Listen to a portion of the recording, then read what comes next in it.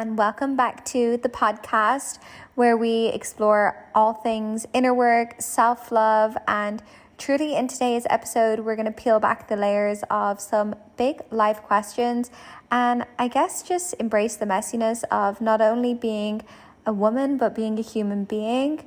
But this episode is personal and it's very raw and it's going to be pretty vulnerable.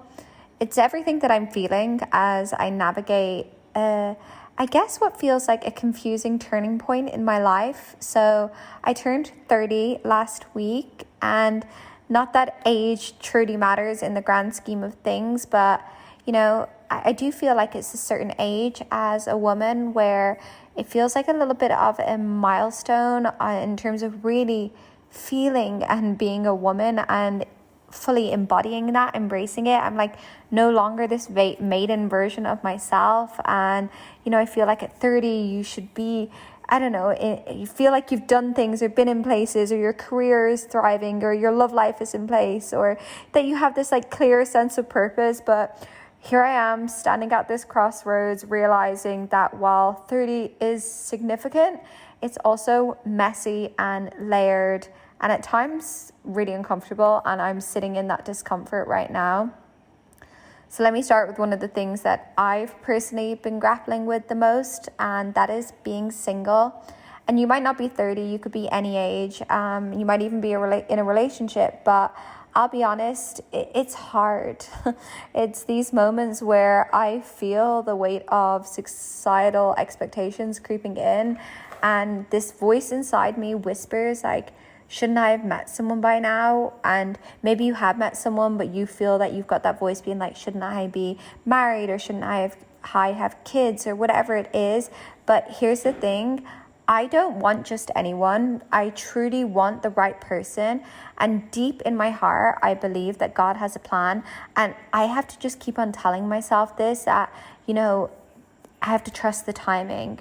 And like a good and perfect, beautiful plan that is in place. And yeah, as much as I try and, you know, really believe that in my heart, it doesn't mean that the waiting is easy, because it's truly not. And most days, speaking honestly, I ache for a partnership, but I'm not willing to jump into a relationship that's the wrong one. And I feel turning 30, you know, I wish I just had someone to celebrate it with. It was so lovely celebrating my friends, but I really wish, I guess I had this idea of when I was this age that I would have met the one by now. And, you know, I know things aren't the way they were maybe many years ago, like say with our parents and stuff. But I personally had, you know, this desire and this belief that maybe I would have met someone. But I also am trying to trust that this season of life is teaching me something, and it has shown me how to truly be enough for myself. It's taught me how to deepen my faith, and I know that this singleness and the last couple of years have been preparing me for the love that I know is coming in God's time, in the universe time, whatever you believe in. But I know, I feel like I've been in this refinement process, but now kind of hitting that age and feeling like I'm in a bit of a crossroads where I'm no longer who I was, and I haven't yet cultivated the life yet of my future, as in the partner and the husband and the house and the kids. Like, I do feel at this funny crossroads right now of like not being this young naive girl just like experiencing life for the first time. Like, I've got a lot of life experience, and also I'm not yet who I want to be. So that's one thing that's really been, you know, present in my heart at times, and I do get sad over it quite a lot. And it is, you know, it's removing that feeling like you need to be in this perfect place. I spoke about it in my last episode about embracing imperfections. It's also about embracing where you are and who you are in this very moment, and not needing, you know, your life to look a certain kind of way in order for it to be perfect.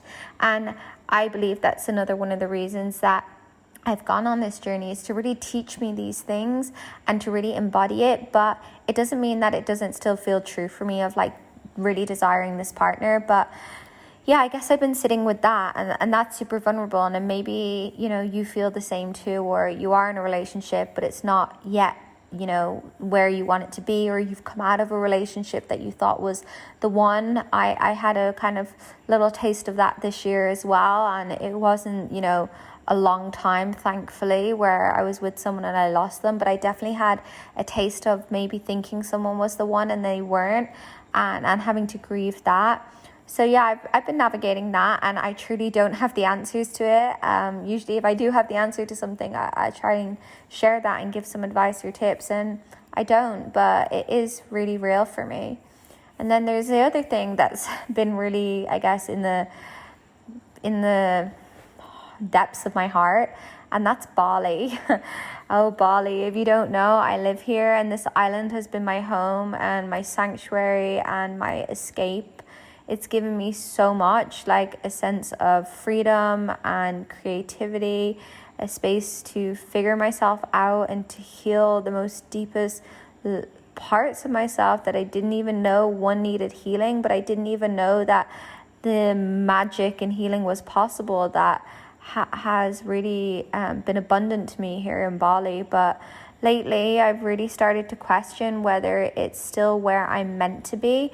Not necessarily where I want to be, but truly am I meant to be? And I do believe it has been where I've meant to be for the last couple of years. It's exactly where I've meant to be, for me to truly heal and learn and just grow to the depths that I have. But is Bali where I'll not necessarily find my purpose, but build my future or create my future? Or am I clinging to it because it now feels safe? And there's this little voice inside of me asking, what if it's time to go back to London? And is it London that I'm meant to go back to? Because London was the city that shaped me, right? It was the city where my career began, where my family, they're close by, and moving back feels like this really big, scary step. Like, it feels like admitting Bali was a chapter and not the whole story. But maybe that's also okay, because I know from writing my book, like, chapters are meant to end so new ones can begin. But I also don't know if London is the right answer. And I do know that I was really able to start to build a life for myself and actually do what I loved when I lived in London. And that was like build an online presence and really further my career and actually make something by myself, for myself. And I really did walk away from all of that to find myself. But I have been grappling with the question of, did I walk away from something that actually made me really happy?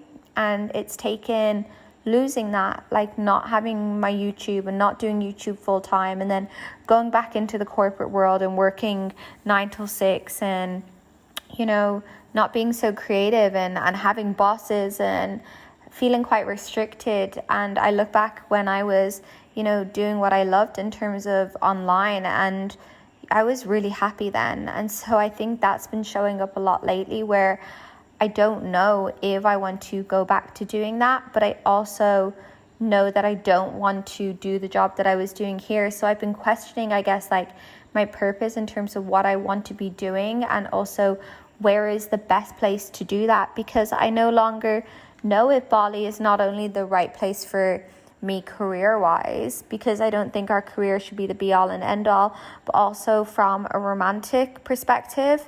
Bali is a really tough place to build romantic connections with, and like I said, I am in that space and place where I'm ready to meet my person. And Bali is so transient, and it's not to say that you can't meet someone here long term, but it's really difficult, and people come for a couple of weeks, a couple of months, and not many people are looking for commitment, and most people are here for a good time and not a long time. And then the people who are here, they're very much in their building stages, or they're enjoying the transient nature of it, like from a guy's perspective, the non-committal aspect. And yeah, I don't know very many people that are looking for long-term relationships here.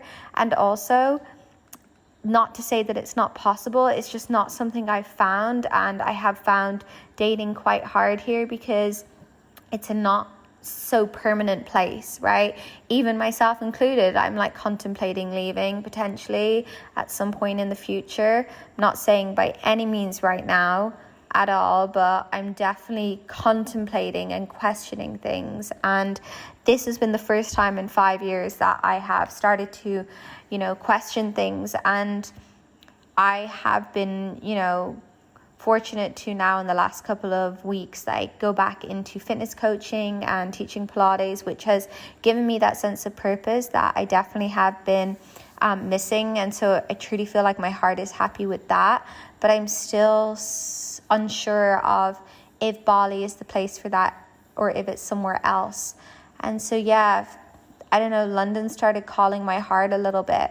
And I met someone from London, and I don't know, in ways I feel like, was I meant to meet them to spark something within me?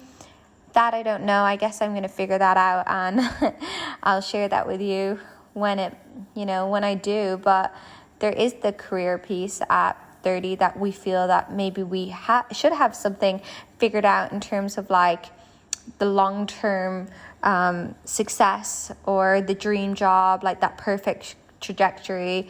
And instead, here I am questioning everything on, am I doing the right thing? Am I on the right path? Should I have done something different? Should I have done something bigger? Did I do the wrong thing? Am I actually moving in the right direction now? But here's what I've learned, and I've realized that those questions don't go away at any age. And maybe the goal isn't to have all the answers, but to keep showing up and trying. So when I lost my job this year, I had to, instead of question it, just like show up and try and follow my heart and do what I loved and keep leaning into the light, the things that light us up. Wait, I like that. Keep leaning into the light. But yes, don't like have her face down in the gutter, like look up towards the stars. And, just focus on one step at a time when the path isn't clear ahead of you. And yet, amidst all these questions about love and career and where I'm meant to be, I'm also really trying to appreciate the now, because this moment, these next chapters in my life feel really uncertain because I don't know what they look like and I don't have the answers. I also know this moment right now is a gift and we're not even guaranteed the future. And so many of us worry about the future, like myself included, and we dream of the future and want to plan the future, but the future isn't even promised to us. All we have is here and now, and that's why we have to make the absolute most of each moment. And I think when I started questioning Bali for the first time recently, like I've been more so trying to appreciate the now, because maybe in a year's time I won't be here. And that's very real. And so maybe I will. I don't know. I truly don't know. But I'm trying to take every day as just, really like just being gratitude, true gratitude for the day, for being alive, even to be in a position to contemplate these ideas is such a gift. So blessed, but it doesn't make it any easier. Like I always say, like, pressure is a privilege, right? But also it's really freaking scary and hard when you don't know when money is coming in and you feel lonely, and you are lonely and you are by yourself at times and you don't know if you're making the right decisions. But Bali has taught me one thing, and that's just to pause and slow down and to watch the sunset and listen to the ocean and to journal and to take time for a coffee in the morning and the beautiful conversations with strangers who in ways can feel like a soulmate in an early morning. And being single has taught me that too, to cherish my independence and to celebrate my growth by myself when I have no one clapping for me, and to also love myself in the ways that, one, I never thought I could, but two, that I always wanted someone to love me in. And turning 30, well, it's reminded me that life is not linear. It's messy, it's unpredictable, it's beautiful, and it's also heartbreaking in the best of times. And so if you're listening and you are like me and you feel like you're at a huge turning point, whether you're single, questioning your career, debating a big move, or just feeling stuck, like I want you to know that you are not alone. And I share this so vulnerably because I have felt alone, and that's life. And it's okay not to have all the answers, right? We have to trust. I have to trust in the process, and I have to trust in myself, and so do you. And if you believe and trust that the God or universe has a plan for you, a plan that is far greater than anything you can imagine, it can help bring a little peace in the kind of chaos, or when you don't really have the answers. It's nice to just feel like it's going to be okay and it's going to work out, and we have to trust the process and trust ourselves that we can follow those intuitive kind of feelings within us, or those inner voices or whispers or nudges from the universe or God, and just appreciate this moment, I guess. Appreciate this season of life that we're in, because it's always teaching us something. I know this, that every chapter is leading you to the next one, and although you might not know what's coming next, you kind of just have to keep on writing the story, and trust that even if you make mistakes, even if you make a decision and it turns out to not turned out the way you wanted, it's okay, because you learn from your experience, and you're going to move into then the next phase or the next chapter with more wisdom, I always feel like with more like tools in your toolbox. And I've made mistakes in my life, but I am me because of them. And I also believe that these mistakes aren't really mistakes. They're just lessons learned, and they're just chapters of our story. And so I don't truly know what is in store for me in the future, but there also is this beauty of one, having this free will to create the life that you want. And I always say everything is a choice, but we should be making choices from a place of, it's like a full body yes, or you see the signs, or someone says something that sparks something within you, and it's that exact push that you needed in that very moment to take that step or pull the trigger on a certain decision. Or you can ask for some guidance, you can ask for some help, either from God or the universe, or from your friends, like people that love you and see you and want what's best for you. And you can ask people for advice, but I always say that you have the answers within you, and there's no rush, right? You can take time and think and feel, but when you know, right? And so start listening to that inner voice within. And if at times you're in that same space and place that I've been in, where it all feels a little bit heavy, it's okay. It's accepting that life isn't perfect, and there's no perfect place to be other than exactly where you are right now. And yeah, turning 30 feels like a big one.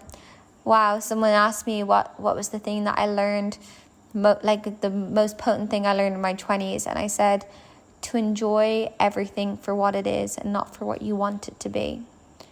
And so yeah, I'm going to leave that with you today, to enjoy the here and now, to know that you don't need to know what's coming next, but to follow your heart, to take risks.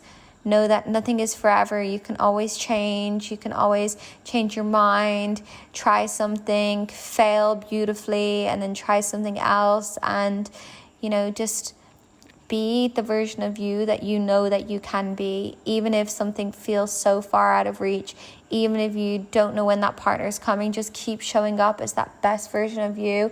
Love yourself through it, and we are going to get through this together, because I really hope we do.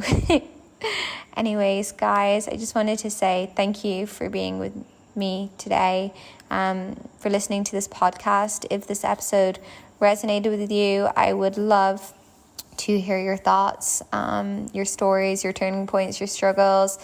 Always send me a message. You can leave a comment, because navigating this messy, beautiful journey together makes it a little bit easier. But yeah, I just wanted to say thank you so much. If you enjoyed it, please rate the podcast, subscribe if you hadn't already. You can connect with me on socials. My Instagram is The Jade Life, and I will see you in the next episode. Bye.